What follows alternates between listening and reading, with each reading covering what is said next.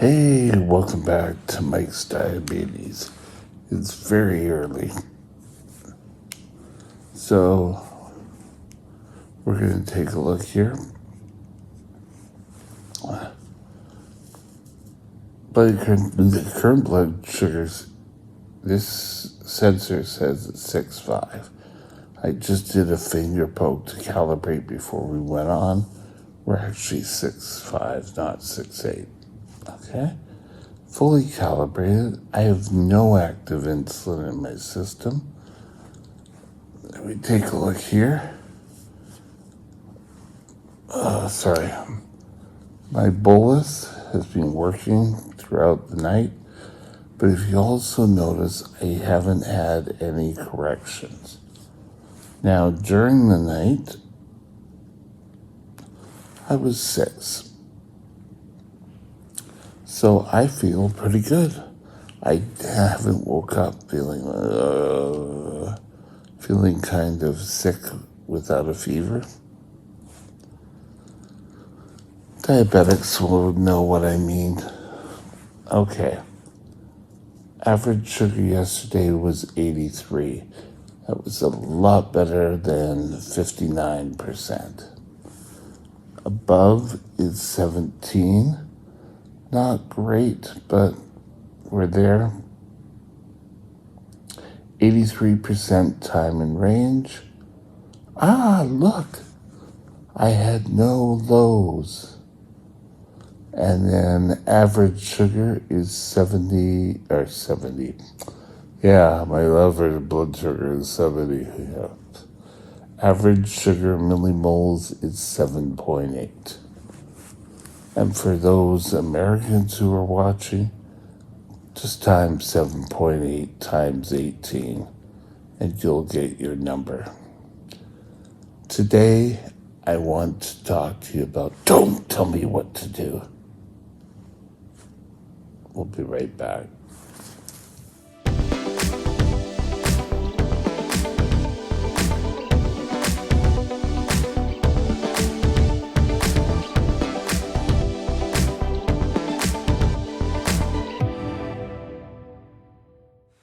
This channel is provided for informational purposes only. Contact your physician for any diagnostic or treatment plan. Okay, in all my years as a diabetic, the one thing I learned after being taken care of and after entering into adulthood, there's something that becomes apparent, and that is we are stubborn when it comes to our diabetes. Things like I have spoken about this before on this channel. I got upset at my doctor because he tried to tell me what to do. And I had worked to make a nice presentation for him on what my urine sugars were. And I was just told, you just can't go and put in numbers here. And I didn't. I had little scraps of paper. I put them all together. But I stopped going to see him. The only problem was I didn't look for a new doctor. And I was in trouble. I was at an age where no one could tell me anything. But diabetics can be stubborn. And I see a little bit of me showing up even today, in that people trying to tell me as a diabetic what to do. And It doesn't work, guys. You need to come with a different approach. For example, last Sunday, I changed my pump. And just out of a freak of nature, things all collided. I didn't have my readings, my pump dropped. I didn't even think about checking them. I waited the 2 hours and then found out I was 3.3. Now they want me to wait until I was 8. And I'm going, the sensor stops working. It's not like, oh, well,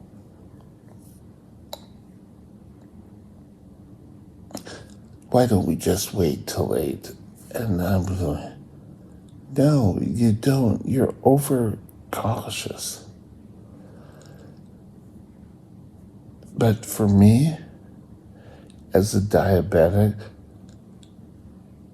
someone coming from the outside telling me what to do, I think a lot of times you can introduce the area and saying, oh, well, you have to do it at this set number. Doesn't work well.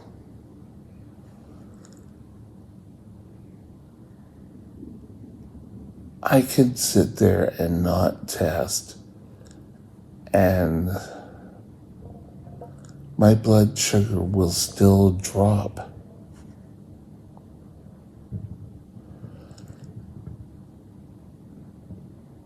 If the sensor stops working, it's just like the old days. Yes, let's sit here and let's keep doing a blood sugar, waiting for 8. And I said, yes, it's happened. And she said, well, it's happened once. It can happen again. And I said, why don't we take a look at how many times I changed the sensor and it didn't drop? You're being overcautious.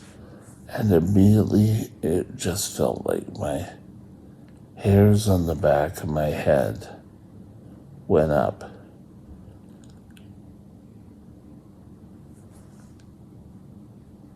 If my sensor could go and didn't stop working, but oh, it's a suggestion. Every 7 days you have to do it. Well, I could go without a sensor, and it just being back in the old days. And if you want the same results, I'd be sitting here every 5 minutes doing a blood sugar. It's unrealistic. We spent so many years trying to get blood sugars down to a rate of control. I find when things happen,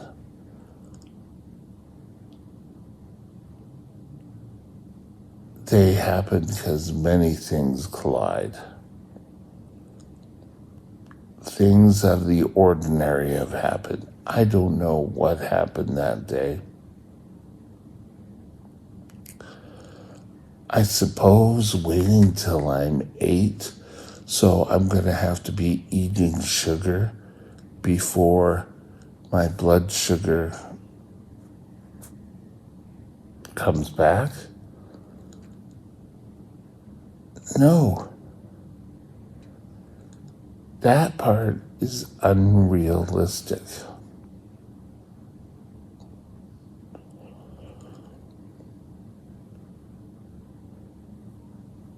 And I guess part of it comes from we're the ones living it.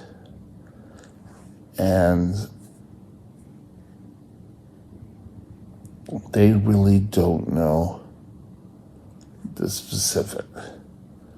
I've met endocrinologists who are actually diabetics, and there's much more of a worthy conversation. But some doctors who never lived being a diabetic will say, oh, just jump this hoop before you can do this. Yes, my blood sugar went low, but I feel my blood sugar would have gone low that time and changing it. I know they say you can do while your sensors are calibrating, you can do a blood sugar. I just find that doesn't work too well.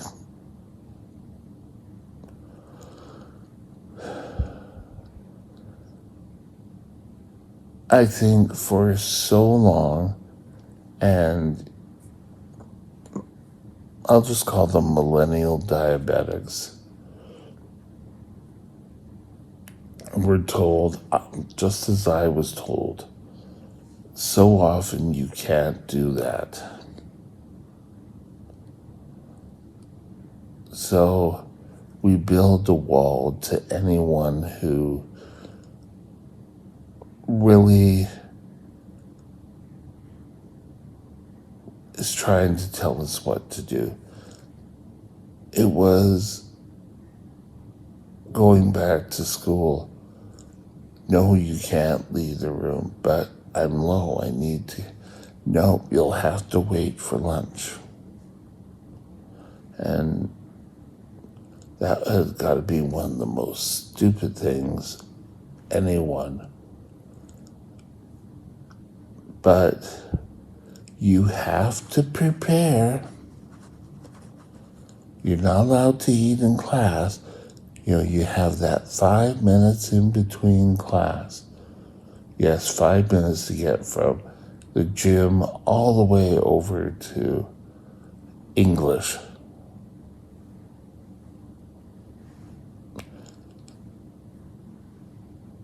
People putting stipulations on a diabetic who don't live as a diabetic. A reference person I have here, an unofficial reference person, and I talk about this many different times. And he has the same feeling.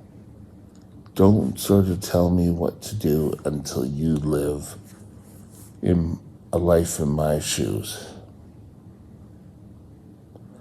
It's something quite realistic, but the book says you must do it this way, and you always have to do it. I will be doing rules and regulations, but right now we're talking about non-diabetics just trying to put stipulations, and there's many different reasons. Oh, it's for your safety. Oh, but as a type 1 diabetic and a labile type 1 diabetic, going low can happen at any time. I could be up at 12 and drop down and be low. It just waiting at an arbitrary number isn't really going to help. Getting me changed so that the sensor will work properly. that's going to be the best bet and able to me to carry on.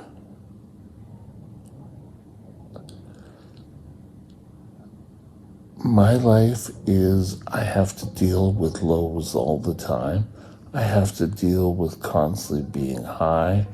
I get pressure from these doctors that you must keep your blood sugar perfect. And I believe they're under the vision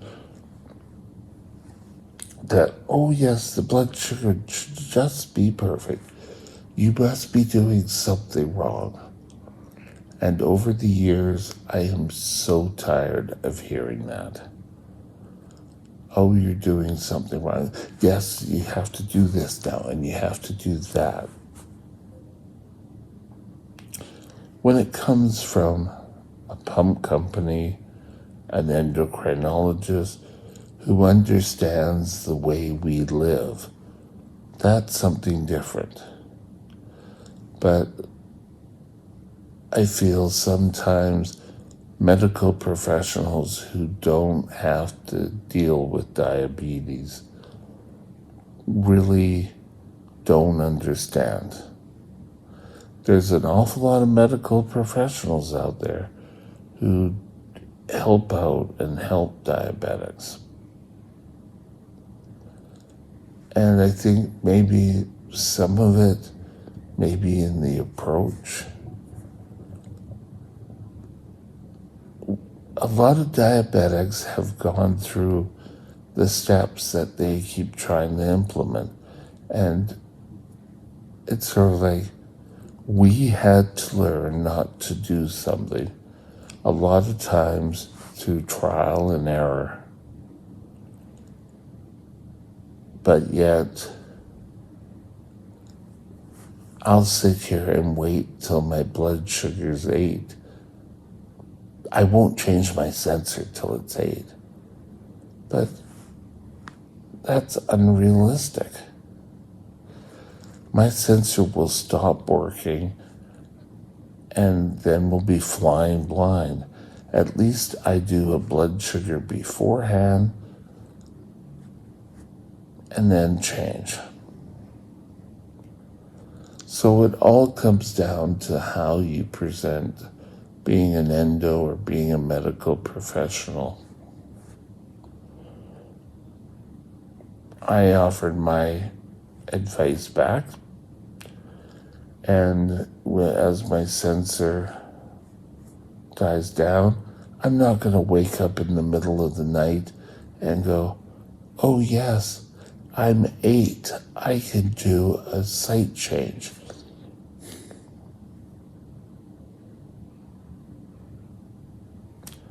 But we are stubborn when it comes to our diabetes. We have many years of experience, some of us, and we have learned what to do, what not to do. Sometimes listen to your patients. And with that, my email is mikesdiabetesworld@gmail.com. mikesdiabetesworld@gmail.com.